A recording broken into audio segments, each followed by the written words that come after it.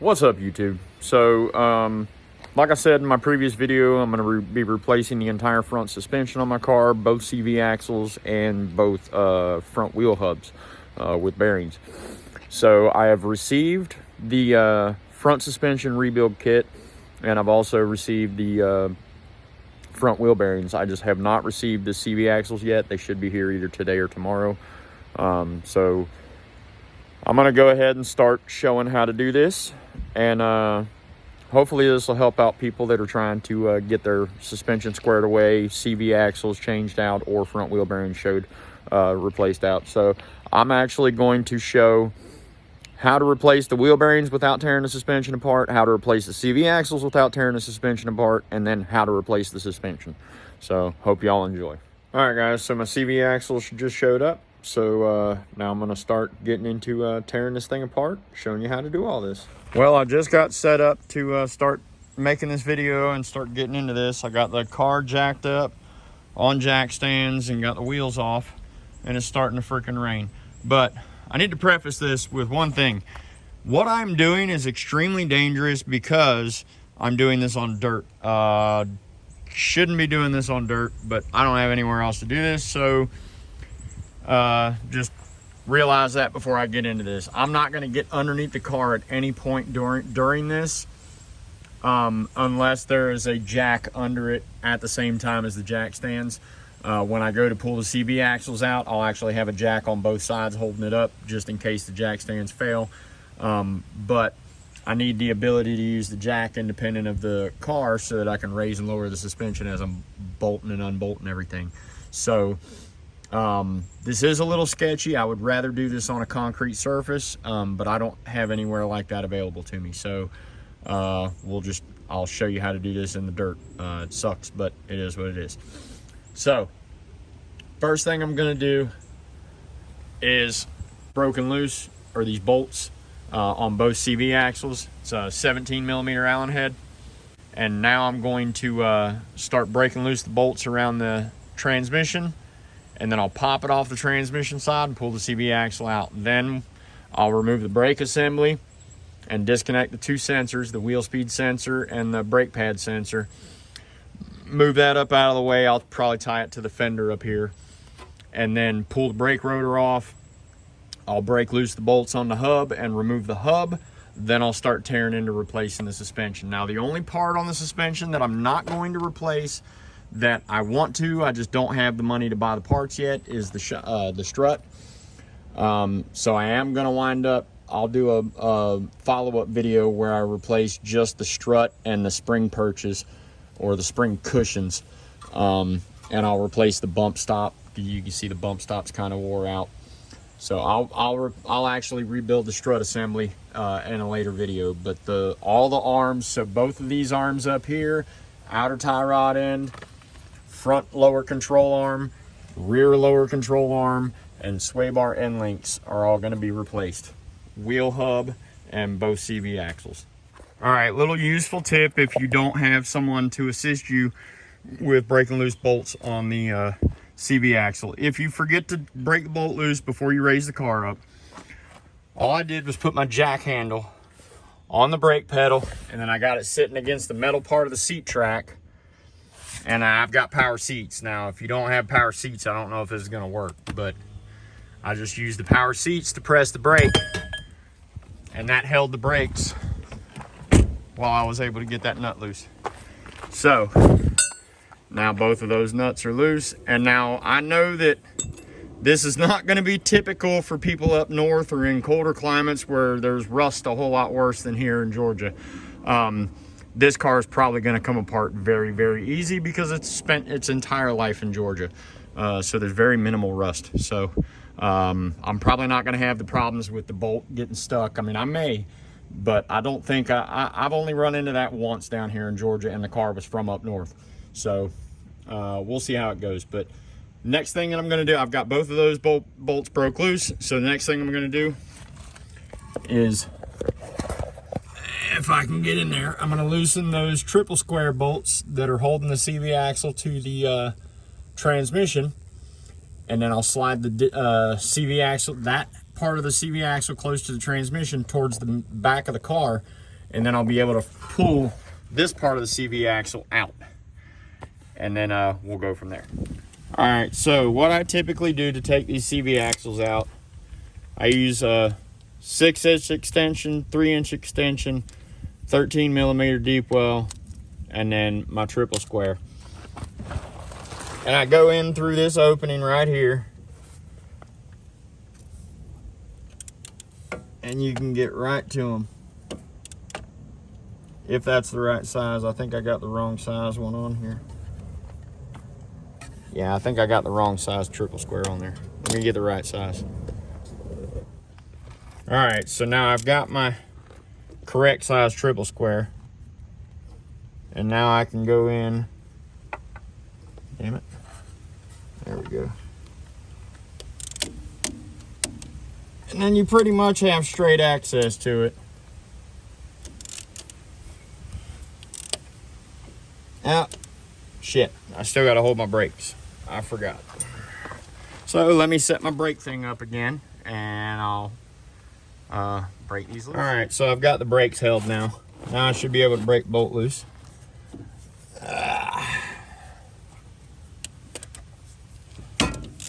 And there we go. So pretty easy to get to if you come through the fender well like this. And this is the order that you would need to take this off in order to get your CV axle out of here. Is just take the center nut out, take all those bolts and spacers, or not spacers, but the washers that link between the heads of the bolts, and pop that side off, and then slide it down. I'll show you after I get all the bolts out. All right, guys, so in order for you to remove the CV axle without removing anything else, you have to take this shroud off of the transmission, and then you can swing the CV axle to the back. Now, I don't have to do that because I'm taking the whole front suspension apart anyway. So what I'm doing is I've disconnected the upper, or the outer tie rod end. So it's a 13mm bolt coming into the top, and then a 16mm nut on the front, and the back side of the bolt has got a lock on it. So you just keep pressure on it to the front while you're loosening it. And then leave that bolt in about 1 or 2 threads and hit the top of it, and it'll knock it down out of there. You're replacing this anyway, so it doesn't matter if you damage it. Plus, the your new kit should have come with new hardware. Mine came with all new hardware. So now that I've got that loose, I'm going to go ahead and break loose the top of the strut and let it swing down and swing out. I've disconnected my brake wear indicator sensor, and I also disconnected the wheel speed sensor, which is a 5mm Allen wrench. And then it's clipped in on the back side of the spindle arm, and then it's also clipped in into the clip on the brake rotor, or the brake caliper. So this is the entire wire unhooked. So just set that out of the way for right now. I'm gonna go ahead and break the bolts loose on top of the strut tower. So there's 3 bolts on the top of the strut tower. Break those loose and let it fall down and come out, and then I'll be able to pull the CV axle. So your 3 upper bolts on your strut tower on the driver's side, or in Europe, passenger side, America, driver's side. So there's one located directly under your water tank. There's a cover over this bolt right in front of your ECU box. And then the third one is that silver bolt right there. So they're all, I believe they're all 15s. They may be 16s. I'll update once I take them out. All right, so I wound up taking the upper control arms off. Single bolt right through here, 16mm on both sides. Sometimes you have to wedge something in here to spread that apart. So, like I said, up north, these are going to be a nightmare to get out, but down here in Georgia, it comes right apart. So took that bolt out, took a whatever 10mm Allen wrench socket, and drove it up from the bottom, and drove that one up from the bottom, and knocked both of those arms out. And I've got all the bolts out of up there. They're all 16mm. So now, once I disconnect the sway bar end link and I unbolt the bottom bolt from the shock tower, I should be able to take, or the strut, I should be able to take the strut out. Then I can go ahead and replace the 2 upper arms I'll go ahead and replace both upper arms, and then I'll put the strut back in there, bolt the spindle knuckle back onto those two arms and to the outer tie rod end. I'll go ahead and replace it. Then I'll break loose the bottom down here and replace the front and rear lower control arms and the sway bar end link, and I'll throw the CV axle in there before I finish bolting that in. But now to do the hub, you have to take your brakes off, so you have to take the caliper, the mounting bracket for the caliper, and the rotor off. Take all that off, and then you've got 4 triple square bolts in the back holding that wheel bearing on. So I'm gonna replace this wheel bearing. Once I get it off, I'll show you when the assembly's off and show you what to clean and whatnot, but it's pretty straightforward.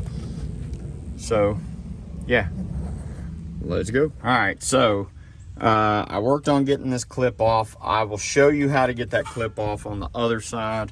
It's kind of a pain in the ass, but I went ahead and removed the lower bolt from the strut, this bolt down here, and then I was able to grab the bottom of the strut and pull it forward, and then the top of the strut would fall down and I could pull it out. So here's the entire strut assembly. Both of these arms need to be replaced. You can see how the bushings are cracked up in there. So what needs to be done is we need to remove these bolts, put the new arms in here, put the bolts back in there, but don't tighten them all the way down. Now, the Bentley manual says to tighten those down at a 30-degree angle, roughly. What I typically do is I put them in the car and I let the car sit on the ground. I have plates that I bolt onto the wheels so that it sits with the weight on the wheels. Or you can put ramps underneath it and set it on the rotors, or not on the rotors, but set it on the lower ball joints and hold that axle up so the weight of the car is on it, so that you can get to it with the wheel out of the way. But then I tighten them down with the weight of the car sitting on it. So, but the way the Bentley manual says to do it is to set these at roughly a 30-degree angle, which is what they're sitting at right now. That's roughly a 30-degree angle. That way they can move in both directions. They can go down and up. But as you can see, when I move this one, you'll see the bushing is split right there. So that's what's wore out on the suspension. You can see that the bump stop is almost completely worn away. And the cushions look like they're swelling a little bit. So I am going to wind up redoing the strut, but I'll do it at a later date. So I'm going to continue tearing this apart, and we'll follow along for the journey. But the next thing I'm going to do is I'm going to go ahead and take the sway bar end link. Jesus, I had a brain fart.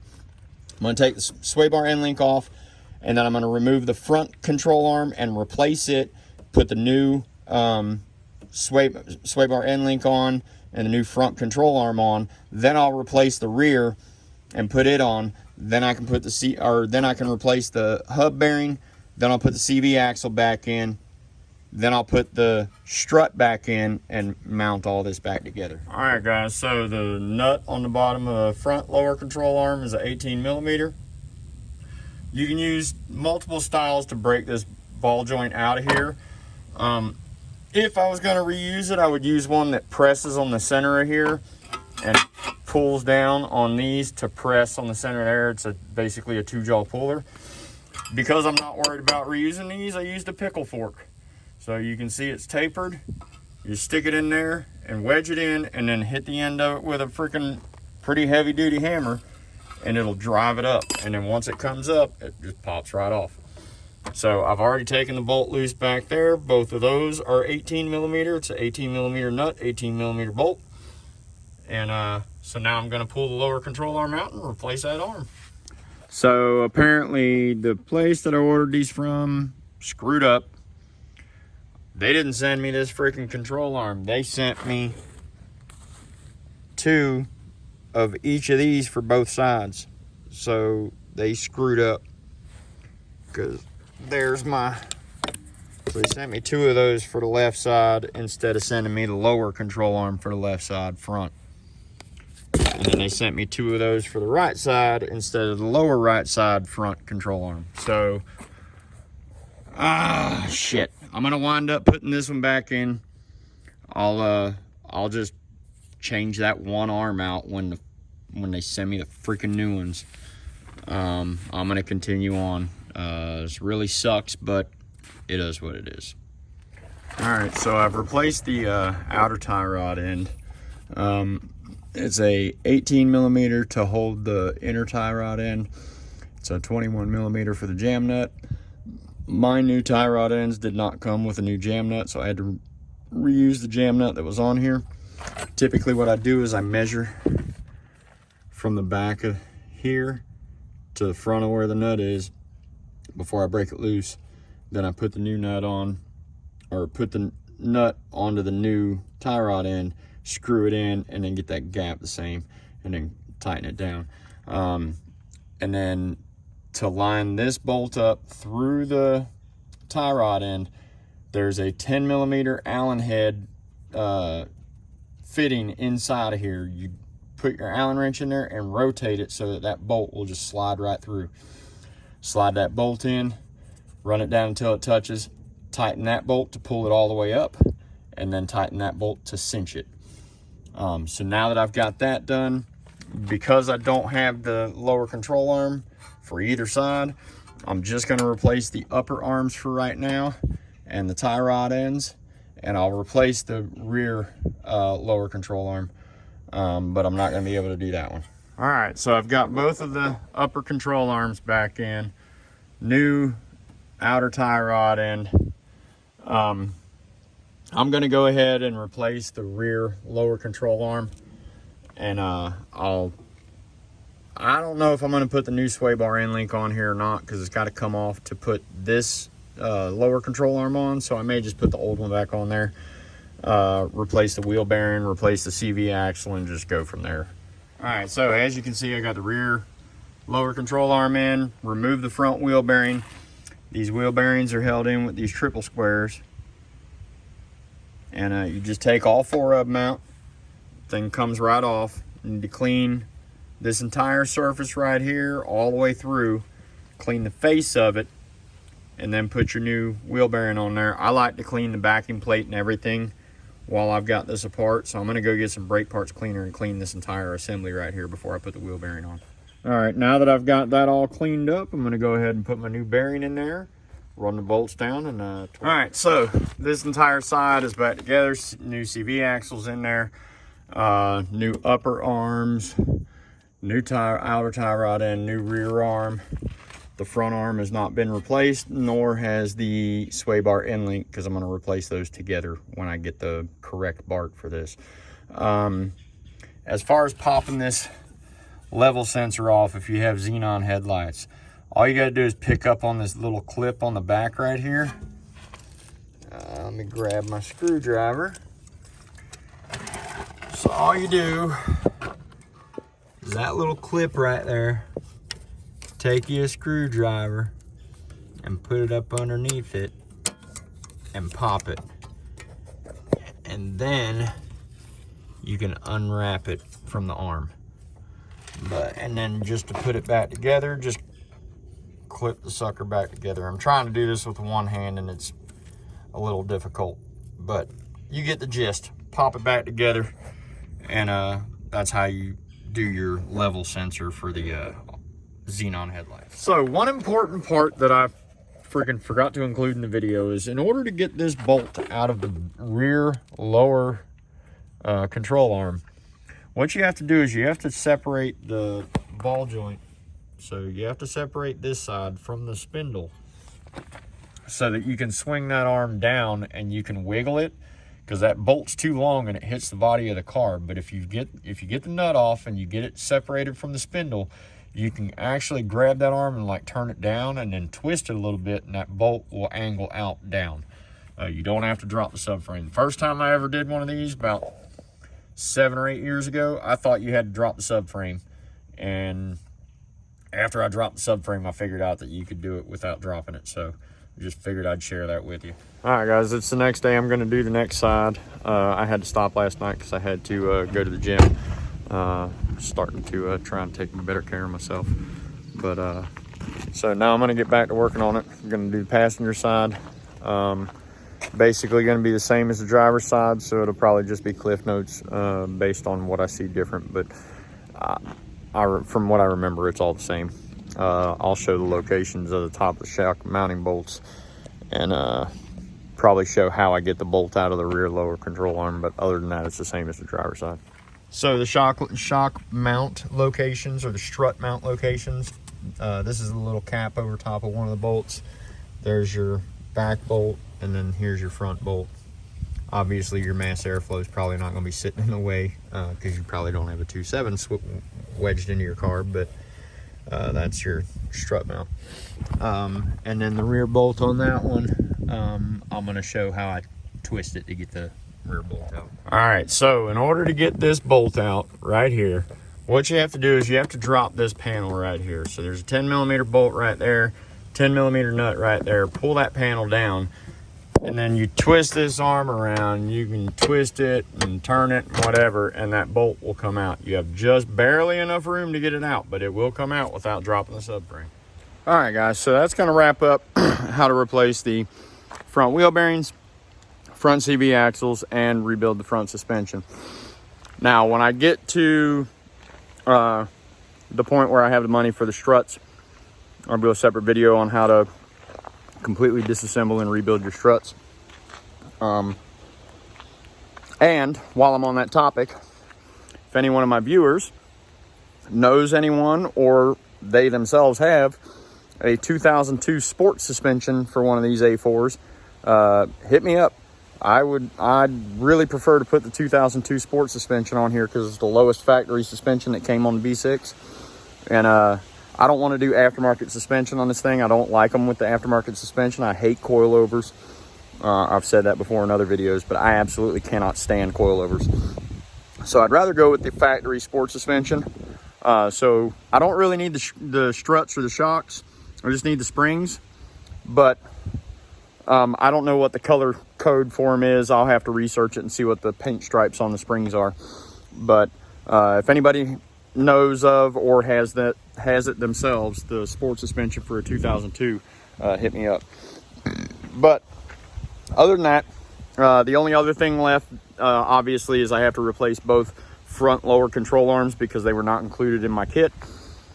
They were supposed to be, but they sent me the wrong stuff. So I have yet to hear back from the company that I bought the stuff from. So I'll just have to wait and see what they say on Monday.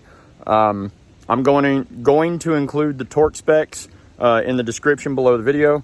That way, if you need any pertinent information as far as what bolt tightening needs to be, it'll all be down in the description. The only thing that I didn't show that I do on my car is where I was saying that I bolt it onto some plates and set it flat on the ground and tighten everything up. You don't have to do that. That's the way that I do it. As long as you set those upper arms at around 30 degrees, you'll be fine. But I always let the car sit flat. I level the car up and have the weight sitting evenly, like on the rear and the front, and then tighten all that stuff down.